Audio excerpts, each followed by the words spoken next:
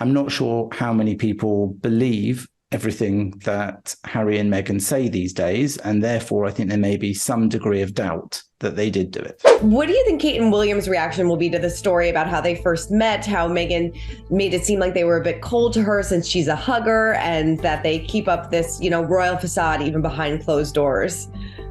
Yeah, that was another shocker in there, that the royal family is formal. Who would have thought? And I think that the idea that that formality extended behind the scenes a bit, I guess that's possible. Maybe William and Catherine are a bit formal. But, I read a thing this morning that said, I think most people prefer the British stiff upper lip to the weak, trembling bottom lip of these two, who always seem to be blubbing and crying about the strangest of things. When you meet your partner's family for the first time and they're not necessarily as into hugging as you are, so what? Who cares? Why are we listening to these sorts of whinges? It's almost as bad as when we had to hear about their little squabble about bridesmaid dresses at that multi-million-pound wedding that we all paid for with our tax money. Again, I just don't think this stuff resonates with ordinary people. I don't think they're sympathetic towards these sorts of whinges. They are interested in it, there's no doubt about that, because we're all watching it. But, I'm pleased to say that you and I have watched it so that other people maybe don't have to. I'd certainly not say it was gripping viewing. No, definitely. Do you think the royal family is breathing a sigh of relief, though, today, since there weren't those big bombshells that they were nervous about, at least not yet? Well, so far, yes. I don't think there was very much in there that was particularly new or that will have worried them too much. It was repetition of the same old gripes, repetition of the same sort of stuff.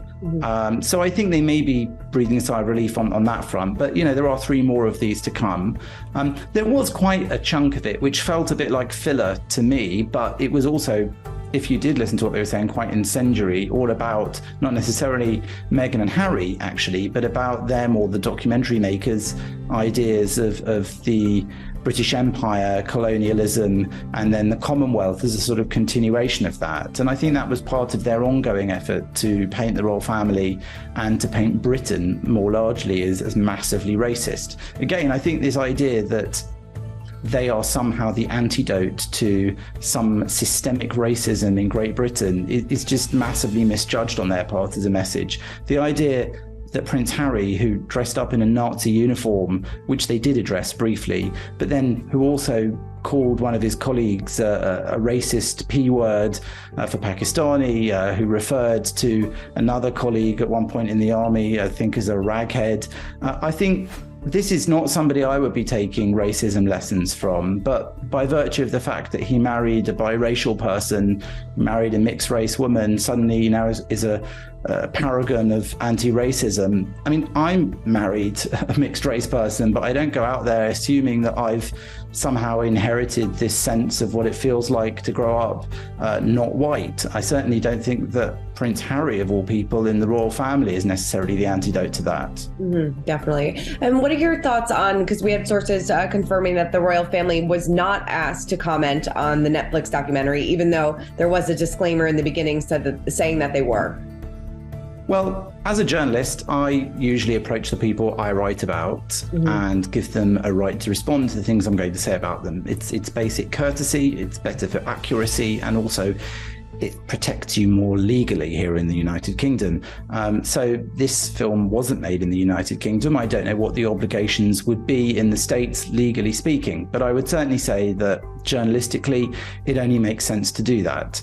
There is this little written caption near the beginning that says that the royal family didn't comment on any of this.